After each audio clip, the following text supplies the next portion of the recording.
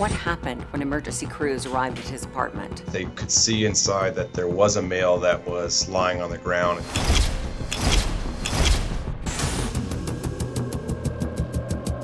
There was a lot of blood everywhere. He had very serious visible injuries.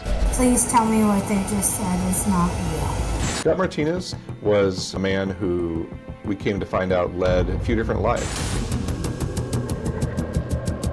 Wasn't very cooperative with the police when they spoke with him. Did you think that DNA was going to be the key to solving this case? I did. This case had very clear DNA evidence of someone's blood at the scene.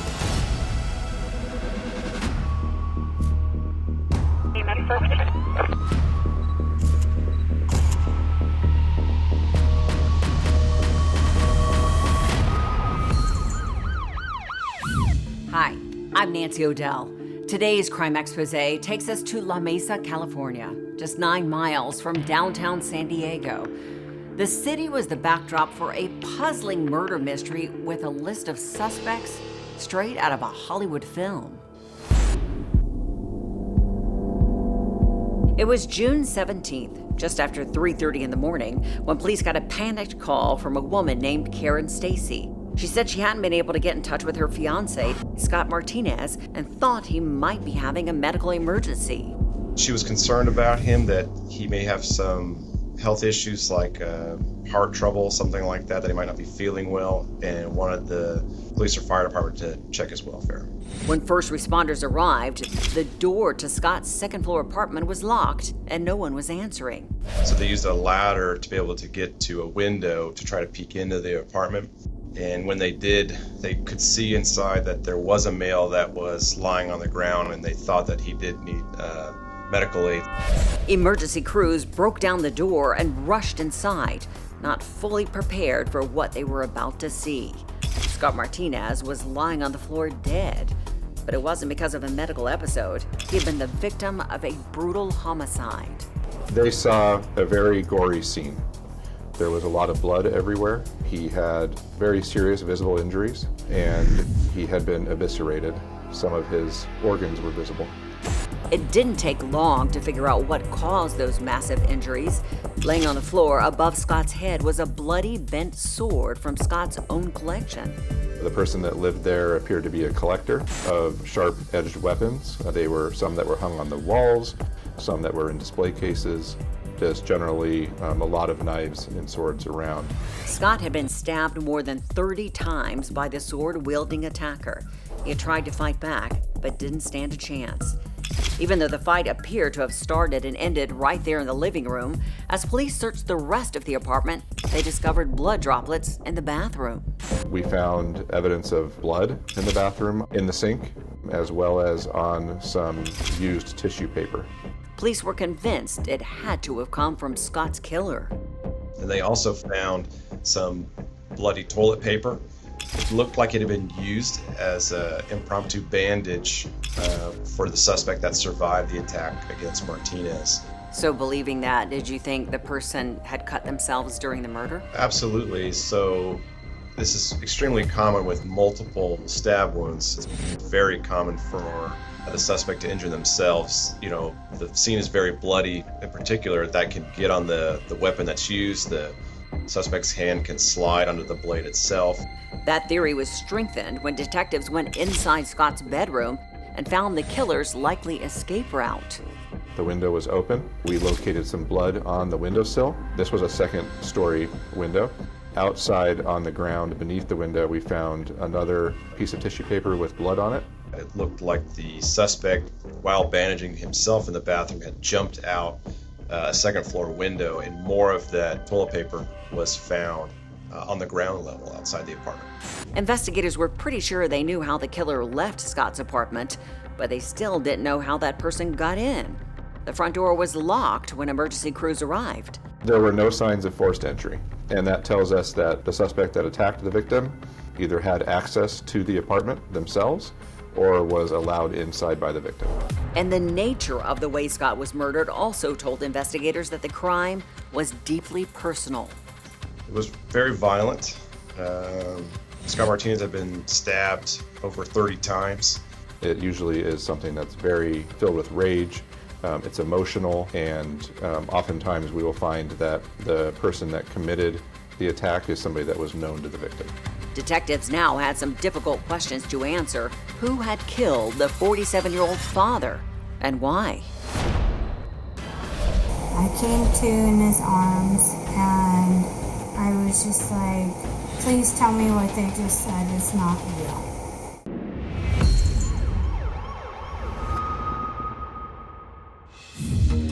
As the investigation into the murder of Scott Martinez got underway, those closest to him were learning the devastating news. I woke up to my mom and my best friend on my boyfriend's porch telling me he was gone. Angelina Panic, Scott's oldest daughter, was just 25 years old. What was your reaction when you heard your father had been murdered? I physically collapsed, passed out. They got my boyfriend out of bed. I came to in his arms and I was just like, please tell me what they just said is not real. Even though her parents had divorced when she was a toddler, she had remained extremely close with her father. We had the best connection. He was my best friend. I could even go to him with girl problems. He would take me to the gynecologist.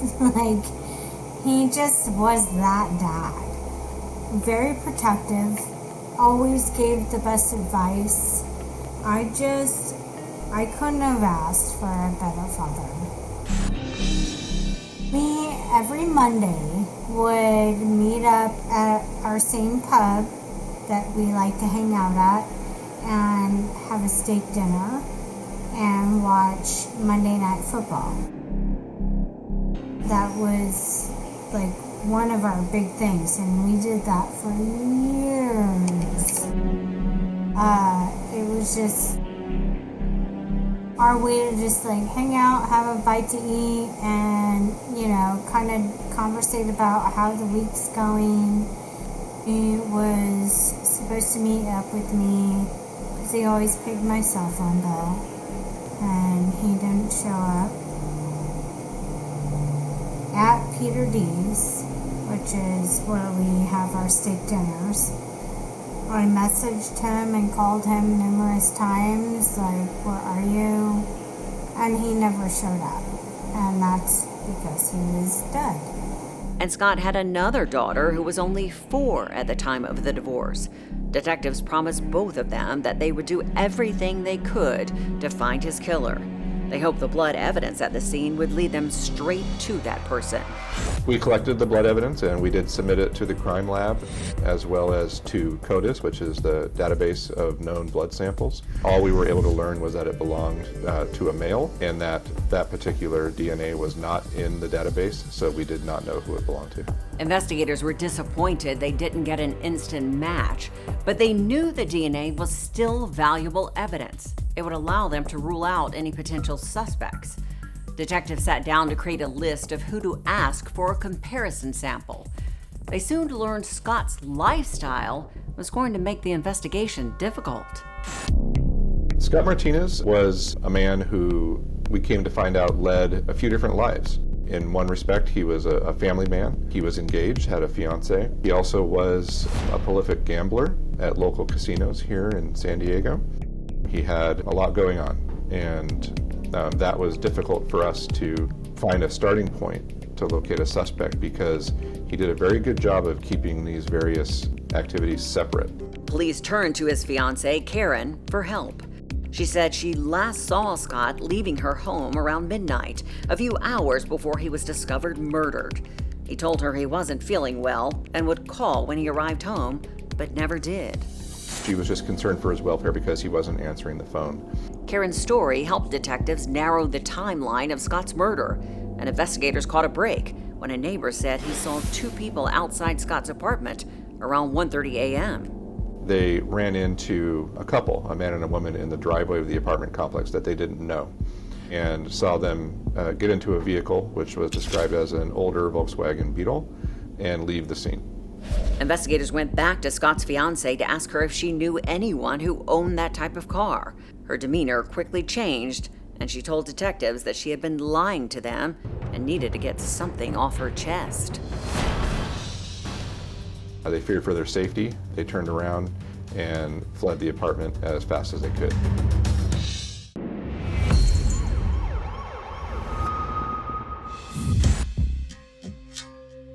Scott's fiancée, Karen, told detectives that her call to police had been a lie.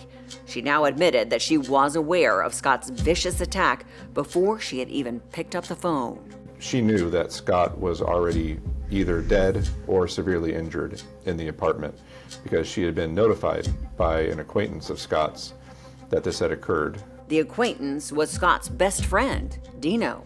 They had been friends for a very long time. Scott trusted him with a lot of things.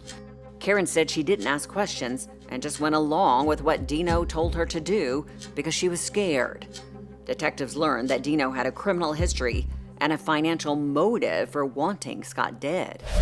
Scott liked to deal in cash transactions, and he was always concerned about his assets perhaps being stolen or taken from him.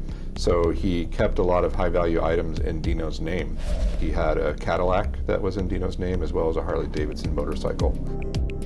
Within hours of Scott's murder, it appeared that he was already trying to cash in. Right after the murder occurred, Dino quickly came and took possession of those vehicles. So it kind of gave a possible motive with Dino taking those items that were of value. Detectives went to speak with him. He wasn't very cooperative with the police when they spoke with him. He gave kind of a story that didn't make sense to them. And then he also refused initially to give DNA. Investigators made it clear that he was the prime suspect in Scott's murder. He reluctantly agreed to provide a swab of his DNA. It came back that he was not the suspect. Still, detectives knew from Scott's fiancée that Dino had information about the murder beyond what he was saying. Investigators kept pushing until Dino finally cracked under pressure.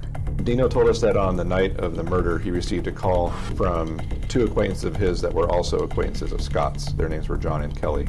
Dino said he didn't know all the details, but he did know that they went inside Scott's apartment and discovered him dead.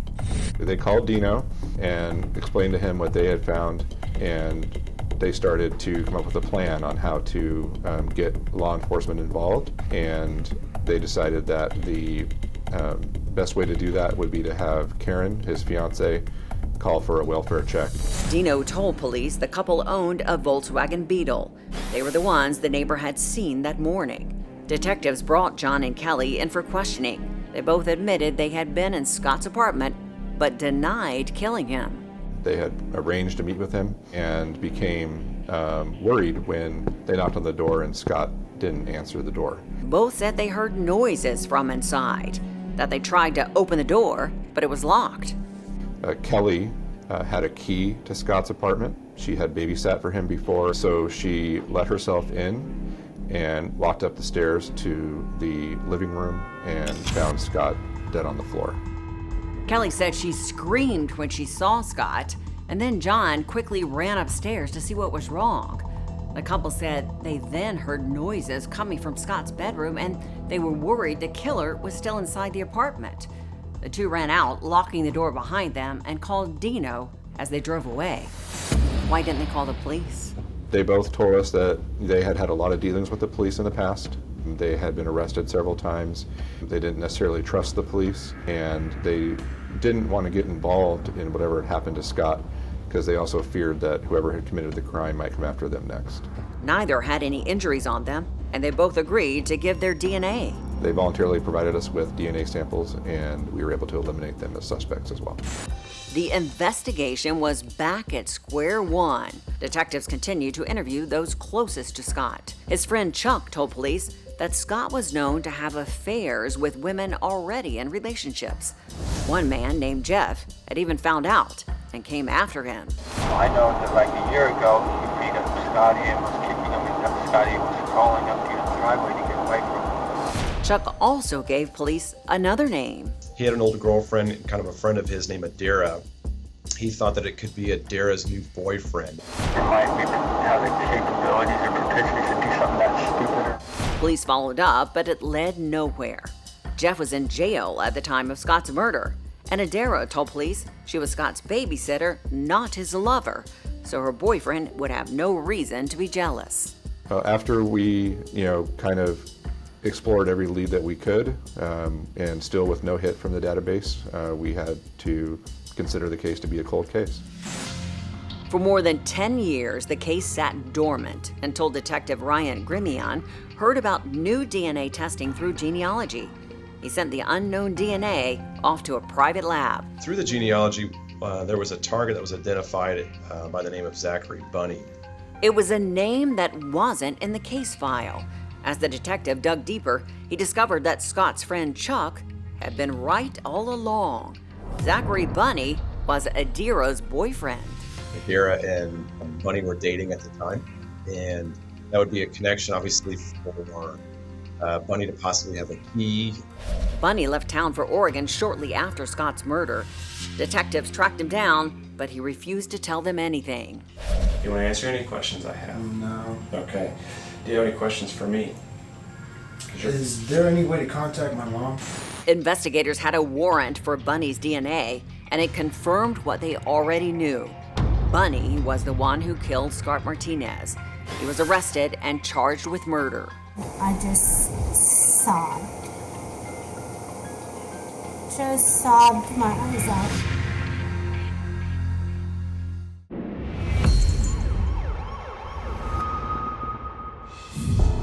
After Zachary Bunny's arrest, Detective Grimion took pictures of him and noticed something obvious about his hands. There's a lot of scarring on the fingers, and I believe that even one of his pinkies was moderately disfigured. It was bent permanently, and it looked to me like it matched what you might anticipate as someone who did have this violent confrontation with this sword, was injured, and then never received treatment for it. With Bunny behind bars, the detective called Angela Panic to inform her that her father's killer had finally been caught.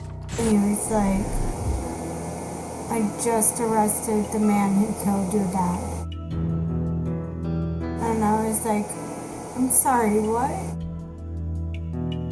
And he was like, it's over, Angie. He's been captured. I'm bringing him home to San Diego. And I just sobbed. Just sobbed my eyes out like it had been 13 years. Zachary Bunny ultimately accepted a deal and pled guilty to voluntary manslaughter, receiving a sentence of 12 years in prison. And now it's time for today's Safety Spotlight. The case of Scott Martinez serves as a stark reminder of how volatile and dangerous a home invasion can become. If you ever fear for your safety due to a potential break-in, it is crucial to take proactive measures to protect yourself and your loved ones. Never provide house keys or access to anyone outside of your immediate household. Instead, personally let babysitters or other visitors into your home. If your alarm system can automatically alert the police, activate it. You can also call 911 from your cell phone by opening a new text message and typing 911 into the send line. I'm Nancy O'Dell. For all of us here at Crime Exposé, please join us next time and stay safe.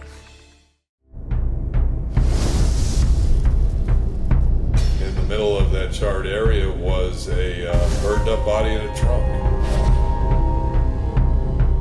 What was found around the body? It was remnants of a hammer, plastic bag which had been over his head.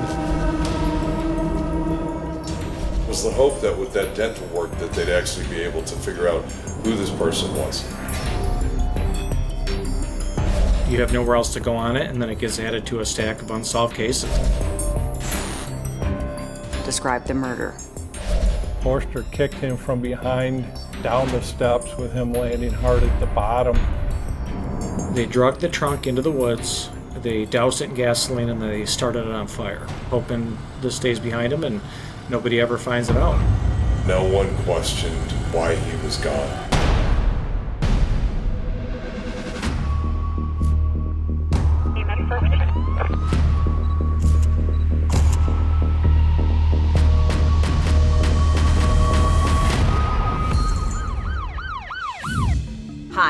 I'm Nancy O'Dell. Today's Crime Exposé takes us to Charlotte, Michigan. In this little town of barely 7 miles square, a long-term love affair collapsed abruptly when both partners vanished into the night. It would take the police 2 decades to solve this mystery, and another 2 years to force the killer into court. The story began on a brisk day in March. A blueberry farmer was traveling into his blueberry field. You had to go down a dirt road. We call it out here a two-track, basically a dirt 2 lanes of road that you would drive up, and to enter into the blueberry field, you had to turn in where there was a gate that had a chain over it. The farmer headed through the gate, looked to his right, and noticed that a chunk of his property had been burned to a crisp. And in the middle of that charred area was a burned up body in a trunk.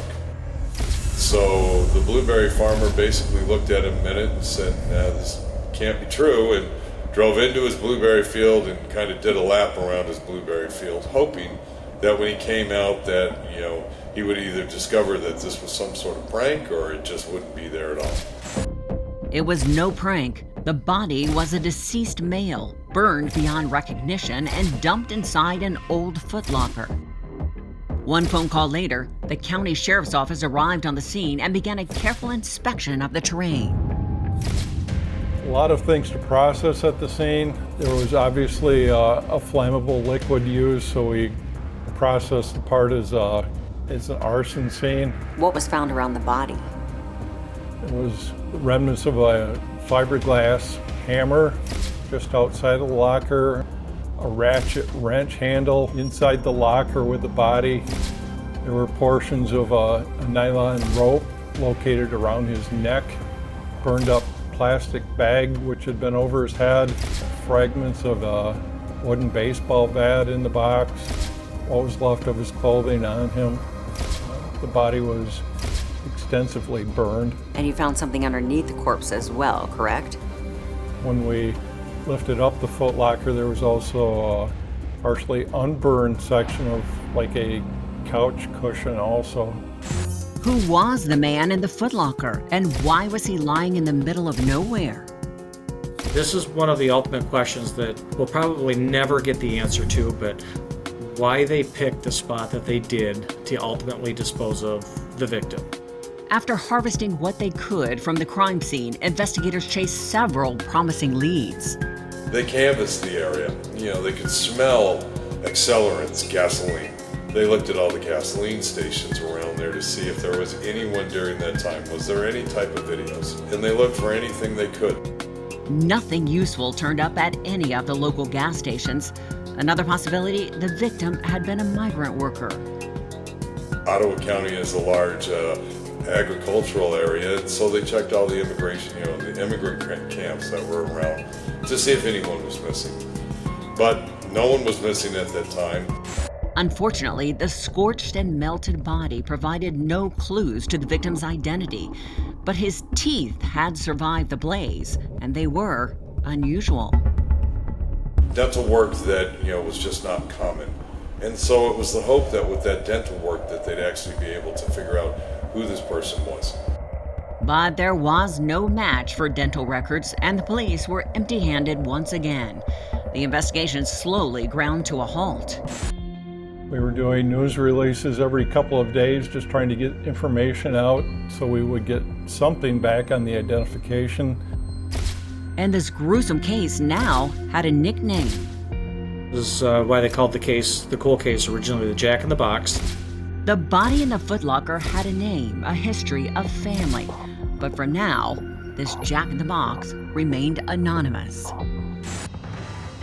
The case sat on the corner of my desk, and I'd pull it out and look at it and pour through it, and we would try and come up with new ways, new databases to access to try and find information on who it was. We met with the state police and their teams on all their databases, but we just weren't hitting on anything at that point.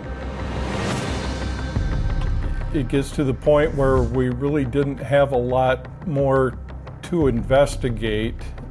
Normally we don't have a lot of cold cases. So this is one that, obviously it was very, very unique. One of the big things with cold cases is typically cold cases don't get any better with age. That's why they're called cold cases. Eventually all the leads run out, and you have nowhere else to go on it, and then it gets added to a stack of unsolved cases. Detectives wanted to unmask the killer, someone so disturbed that they would brutalize, discard, and cremate another human being.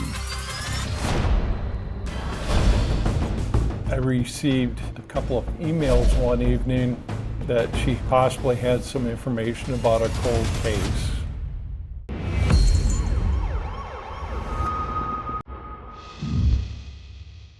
Marooned in a remote field in Michigan, the badly burned Jack-in-the-Box, as the body was nicknamed, remained anonymous, and the investigation into his murder had grown cold.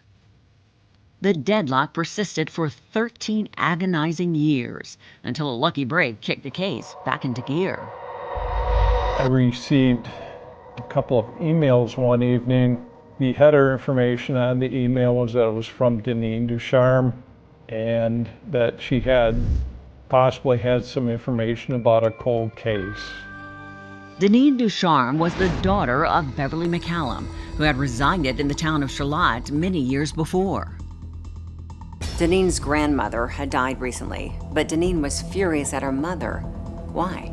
Something occurred between Deneen Ducharme and Beverly McCallum. There was a fight. Deneen Ducharme didn't feel that she was being treated fairly by Beverly McCallum in regards to what her grandmother had left for the family. And then I understand Deneen provided information that restarted the investigation. What'd she say? That individual who was found dead in that blueberry farmer's field may have been Robert Caraballo. Robert Caraballo was 37, originally from the Dominican Republic, and recently out of prison again. But this time he was determined to go straight. All indications that we hear from people that knew him, he was doing the best he could at fixing his life, getting away from that lifestyle.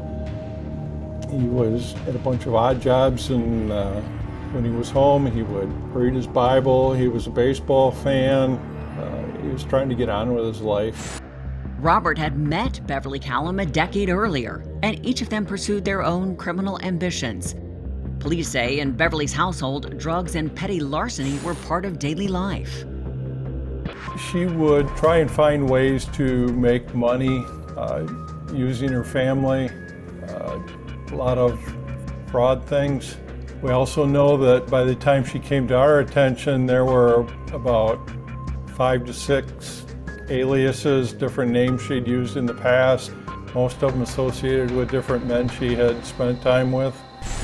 One of those men she spent time with was Robert Caraballo, but their relationship was far from perfect. From what I could gather, it was a volatile relationship.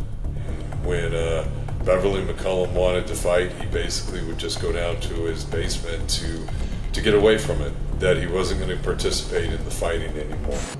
Beverly's daughter, Deneen Ducharme, was also tired of fighting and living a life overloaded with theft and drugs. Beverly would use her a lot to steal things, take things. Deneen talks about moving around a lot as a child. She said she was like 18 or so before she knew what her actual real name was and who her father was. The daughter testified at the trial that mom was still heavily into alcohol. She was using crack cocaine at the time, and she would sometimes do that with either her daughter Deneen or Christopher McMillan. Christopher McMillan was a family friend. A construction worker at the time, he headed off with Deneen at a convenience store and then spent a lot of time hanging around Beverly's house. Since Deneen had suggested that the dead body in the footlocker was Robert Caraballo, the police took a second look at the unique dental work of the corpse. A federal marshal was able to expedite me getting dental records from the federal prison system, and we were able to match the victim's dental records with the prison records, and that's where the identification being Robert Caraballo came. With the investigation catching fire again, detectives wanted to talk to Beverly McCallum, but she had skipped town a long time ago. 30 days after Robert's dead, Beverly McCullum has packed everything up from her house up in Charlotte, sold the house, and has moved to the Caribbean. She's never told a soul that Robert's gone, and no one in Ottawa County had any idea that Robert was gone, nor why would they be, because Robert wasn't from the area. Meanwhile, Deneen Ducharme and Christopher McMillan had also moved away from Michigan. If they had anything to do with the murder of Robert Caraballo, they were certainly making it tough for law enforcement to find them. Everybody involved is in a different state or a different country, and, hoping this stays behind them and nobody ever finds it out. Beverly McCallum had moved the farthest, and it would take an international manhunt to bring her home. The notice was put out pretty much around the world that she was charged with open murder and first-degree conspiracy to commit murder, and that we were looking to extradite her.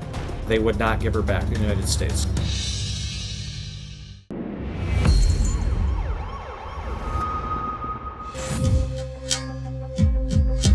Law enforcement wanted to talk to Beverly Callum about the murder of her lover, Robert Caraballo, also known as the Jack-in-the-Box. But Beverly, always an eager traveler, left town, flew overseas, and was rapidly collecting new passport stamps in Jamaica, Pakistan, and Italy.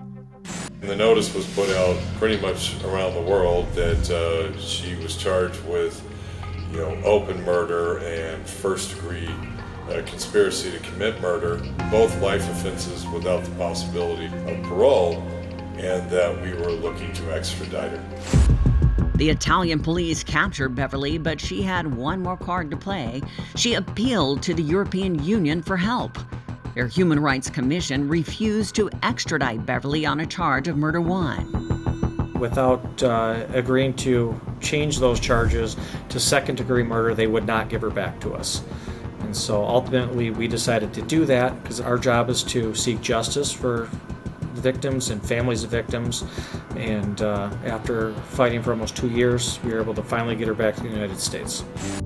Maybe now investigators could answer the critical question: how did Robert Caraballo end up burned beyond recognition near a blueberry field in Michigan?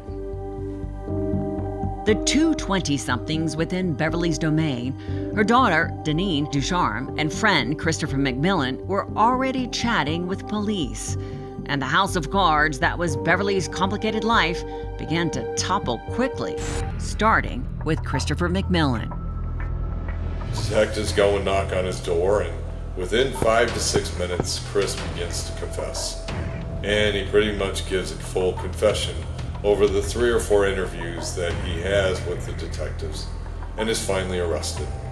And after he is arrested, he admits that what he did was a crime, and agrees that he would testify for the prosecution against Deneen Ducharme and Beverly McCullum. How did Christopher describe the murder? He and Deneen were down in the basement of the home, and they could hear Robert and Beverly arguing upstairs. And the next thing they knew, he was starting down the steps, and Beverly pushed or kicked him from behind down the steps, with him landing hard at the bottom. Police say Beverly, ever manipulative, had convinced Christopher and Deneen to help her execute Robert Caraballo. That's when McMillan, if you would believe his testimony, he had this bat that he swung at the victim. He intentionally missed, according to him. Deneen grabbed a hammer at that point and began striking Robert in the head. Apparently she's not hitting hard enough, so that's when Beverly starts screaming, "Give me the hammer, give me the hammer." Beverly took that hammer and proceeded to strike Robert multiple times on the left side of the head. Robert was laying on the ground, unconscious, bleeding profusely. Beverly put a plastic bag over his head, and they tied it around his head with a rope they had there. He was still breathing. He could still see his chest going up and down very, very slightly. He could still see the bag over top of the victim's head moving somewhat. And then after about 2 minutes, he just stopped breathing, and at that point, he would have been dead. And then it was time to get rid of the body. They loaded it up in this old metal footlocker that Beverly McCallum owned. They put it into a van. And then they drove 100 miles to a blueberry field near the coast of Lake Michigan. They dragged the trunk into the woods. They doused it in gasoline and they started it on fire. Then they took off. They left the scene. Christopher McMillan would testify against his accomplices in exchange for a minimum 15 years in prison. Deneen Ducharme was sentenced to life without the possibility of parole. Beverly McCallum, the mastermind of this brutal murder, under the terms of her extradition, was charged with murder in the second degree and was given 40 to 60 years behind bars. We were lucky that we got a couple of really good leads that ultimately ended up, one, solving the case, and two, bringing justice to the different victims involved. And for the late Robert Caraballo, perhaps there was some justice that the murderous trio could not harm anyone else for the time being.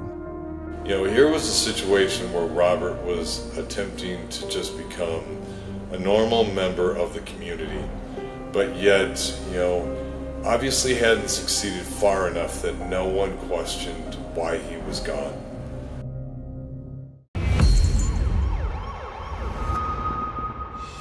It took 20 years, but Robert Caraballo, aka the Jack in the Box case, was finally closed.